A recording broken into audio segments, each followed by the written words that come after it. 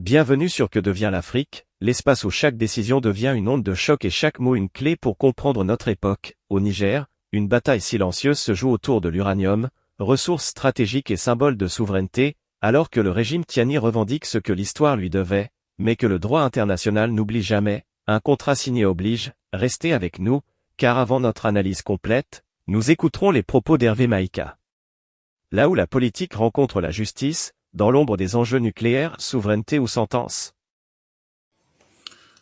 Abdourahmane Tiani, qu'est-ce qui est en train de se passer au Niger en ce moment? Abdourahmane Tiani a décidé de vendre de l'uranium déjà transformé dans une première étape de transformation pour avoir un matériel qu'on appelle le yellow cake, qui avait été transformé par Orano. Il a décidé de mettre fin donc à l'activité d'Orano et en juin dernier, il avait nationalisé la société. La Somaïr est devenue une société nigériane et c'était uranium qu'il a décidé de vendre dans des circuits d'ailleurs assez flous parce que l'uranium est assez contrôlé et qui est en train en ce moment de traverser, ça a traversé le Burkina Faso, je crois que c'est déjà rentré au Togo et ça va vers le port de Lomé pour être exporté. C'est son uranium, c'est l'uranium du Niger, c'est sur le sol nigérien, etc. Pour la justice, c'est du vol. Je vous explique pourquoi. C'est comme si vous louez un champ pour faire de l'agriculture. Un jour, le propriétaire à qui vous louez décide de mettre fin au contrat. Il vous dit, je vous dégage tout de suite, mais les récoltes qu'il y a dessus, vos dernières plantations, ces récoltes-là, elles sont à moi, je les prends. Le matériel que vous avez laissé dessus, il est à moi, je le prends. Vos engrais, ils sont à moi, je le prends. Vos outils, ils sont à moi, je le prends. Vos tracteurs, ils sont à moi, je le prends. Voilà ce qui est en train de se passer tout simplement. Pour vous, ce propriétaire, il est quoi? C'est un propriétaire qui entre dans ses droits ou c'est un voleur?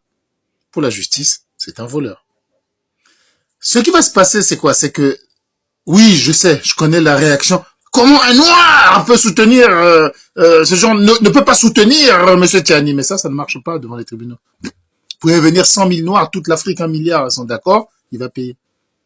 C'est pas que Tiani qui va payer, parce que ces dettes-là peuvent se payer pendant longtemps, la dette de l'État ne s'éteint jamais. Moi, je vous donne un exemple d'un pays qui s'appelle la République du Congo. Là-bas, il y a un Libano-Congolais qui s'appelle Odjedj, qui avait une dette avec le Congo de 30 millions de dollars qui date des années 80 et 90. Il est rentré en procès, ça soit refusé de lui rembourser parce qu'il estimait que la plus grosse partie c'est avec le régime précédent qu'il l'avait fait et que c'était louche.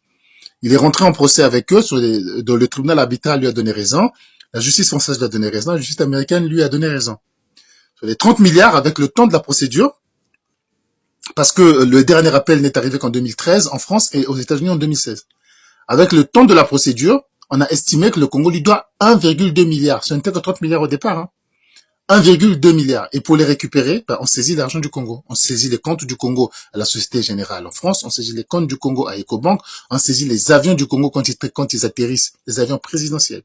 Quand ils atterrissent sur un territoire qui reconnaît la juridiction de ces tribunaux-là, etc., etc. Et cet argent va être payé même après le régime qui succédera à Sassou Nguesso. Peu importe que ce régime soit souverainiste, qu'il soit nazi, qu'il soit anti-Sassou, qu'il soit dirigé par un maréchal, par un docteur qui réunit des foules de manière extraordinaire, quand l'argent passera sur un truc, mais on peut même faire une injonction à la BCAO ou à la BEAC de saisir des sommes qui seront reversées à l'ayant droit.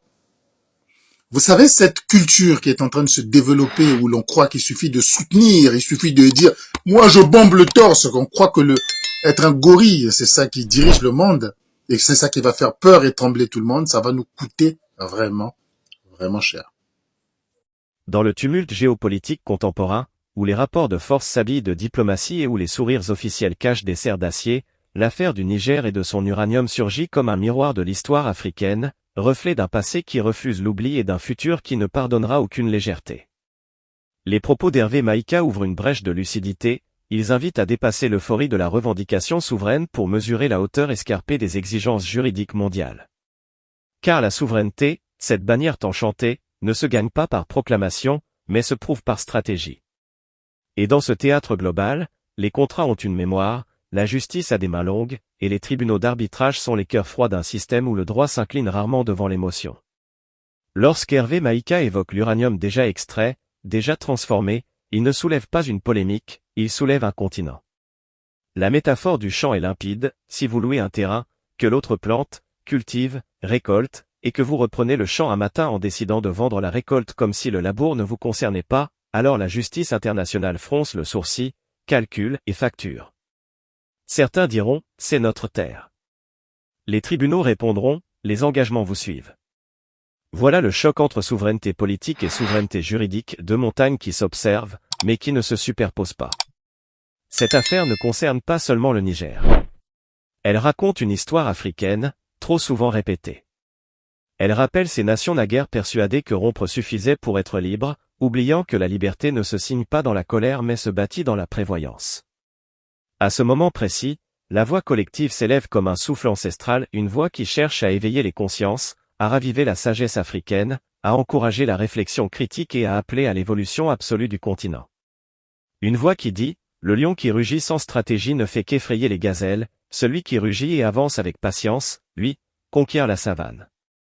Oui, les faits historiques le démontrent, les litiges miniers ont dévasté les économies du Congo, transformant des dettes ordinaires en menaces existentielles. Oui, l'Afrique aspire enfin à posséder ce qu'elle produit. Mais il nous faut retenir la leçon essentielle, la gestion des ressources ne se limite pas à les revendiquer, elle implique de connaître les lois, maîtriser la finance, anticiper l'arbitrage, construire l'expertise, et parler le langage du monde non pour s'incliner, mais pour s'imposer. Chaque crise porte une sagesse, la justice internationale ne juge pas l'enthousiasme populaire, elle juge la signature. L'idéologie ne protège pas des pénalités financières, elle peut, au contraire, les amplifier. L'histoire nous raconte que l'émotion soulève les peuples, mais seule l'intelligence les libère. Ainsi, l'Afrique doit tirer une leçon cruciale, célébrer la rupture ne suffit pas, il faut l'orchestrer. Les dirigeants ne doivent pas agir pour convaincre une foule en effervescence mais pour sécuriser une génération silencieuse qui héritera des conséquences. L'analyse ici n'est pas critique, elle est construction. Car notre chaîne porte le combat idéologique d'une Afrique qui refuse la résignation, qui choisit la sagesse, la lucidité et la renaissance collective. Nous analysons non pour dénigrer, mais pour éclairer. Non pour condamner, mais pour prévenir. Non pour diviser, mais pour armer les consciences. Et pour le Niger, comme pour tout État africain redéfinissant son destin, la souveraineté est un article. Elle est stratégie, préparation, diplomatie, calcul, droit, anticipation et courage. Elle ne se décrète pas, elle se démontre. C'est ici que l'Afrique doit s'unir, non par émotion, mais par intelligence. Non par réaction, mais par vision. Que cette analyse devienne un appel à la vigilance, à la responsabilité, à la participation citoyenne. Car l'avenir de l'Afrique ne se gagnera pas par hasard, mais par discipline commune. Le fleuve appartient à tous, mais chacun doit porter sa pierre pour bâtir le barrage. Si l'on observe attentivement l'évolution des relations internationales autour des ressources stratégiques, on découvre que la nationalisation n'est pas en soi une hérésie, elle est un droit. L'Algérie l'a fait pour son gaz, la Bolivie l'a tenté pour son lithium, le Venezuela l'a proclamé pour son pétrole. Mais un constat demeure, ceux qui ont gagné ont d'abord maîtrisé la technocratie mondiale, tandis que ceux qui ont perdu ont d'abord sous-estimé la technocratie mondiale. Car la scène internationale n'est ni morale, ni émotionnelle, elle est comptable, juridique, contractuelle et implacable.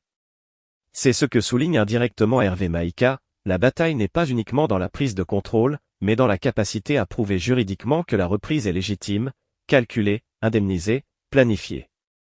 Dans ce vaste échiquier, la souveraineté n'est pas un drapeau, mais une équation. Elle inclut les populations, les ressources, le droit, les alliances, et la capacité de négociation. Bref, la souveraineté se gagne lorsque personne ne peut vous l'arracher. Dans ce contexte, le Niger doit être perçu comme un symbole mais aussi comme un avertissement.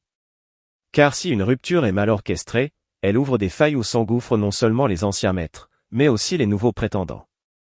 L'histoire africaine nous a déjà montré que le vide n'existe pas en politique, toute absence de stratégie appelle une stratégie adverse. Et dans la recomposition actuelle du monde, l'Afrique devient un terrain convoité par toutes les puissances, anciennes, émergentes, voisines, lointaines. Chacune porte un discours séducteur, mais aucune n'investit par charité. À ce moment du débat, une question essentielle surgit, l'Afrique peut-elle se permettre de répéter les erreurs du passé? Peut-elle, une nouvelle fois, confondre alliés et intéressés? Peut-elle croire que changer de partenaire équivaut automatiquement à changer de destin? Il faut le dire avec franchise, toute nation qui rompt avec une influence étrangère pour tomber sous une autre n'a pas gagné sa liberté, elle a changé de geôlier. La voix collective se fait entendre encore, comme porté par la mémoire des anciens royaumes et des sages compagnons de Palabre, une voix qui cherche à éveiller les consciences, à raviver la sagesse africaine, à encourager la réflexion critique et à appeler à l'évolution absolue du continent. Une voix qui murmure, on ne construit pas une maison nouvelle avec les mêmes briques de l'ancienne. Le Niger, dans cet épisode, révèle une leçon majeure pour l'ensemble du continent, la souveraineté ne s'obtient pas en se détachant, mais en se tenant debout, pas en s'alliant, mais en choisissant, pas en s'émancipant du passé, mais en se responsabilisant envers le futur. Toute décision politique n'est pas un applaudissement à l'instant, mais un héritage à long terme. Et l'Afrique doit apprendre à gouverner comme si chaque décision était observée par ses arrière-petits-enfants. Car la mondialisation est un tribunal permanent. Et parfois, le verdict tombe 20 ans après les faits. Les amendes de l'arbitrage international ont déjà ruiné des États, saisi des ports, gelé des ressources, bloqué des aides. La question n'est donc pas, est-ce juste? La question est-ce anticipé? Les dirigeants africains doivent intégrer une vérité stratégique, la souveraineté est une conquête qui se planifie, non un discours qui s'ovationne. Elle repose sur 3 piliers que les peuples doivent comprendre pour juger leurs gouvernants avec lucidité. Petit losange bleu, la formation, maîtriser les règles du système pour mieux les contourner ou les réinventer. Petit losange bleu, la diplomatie, négocier, séduire, dissuader, protéger. Petit losange bleu, la rigueur économique, chaque ressource est un levier, mais aussi une vulnérabilité.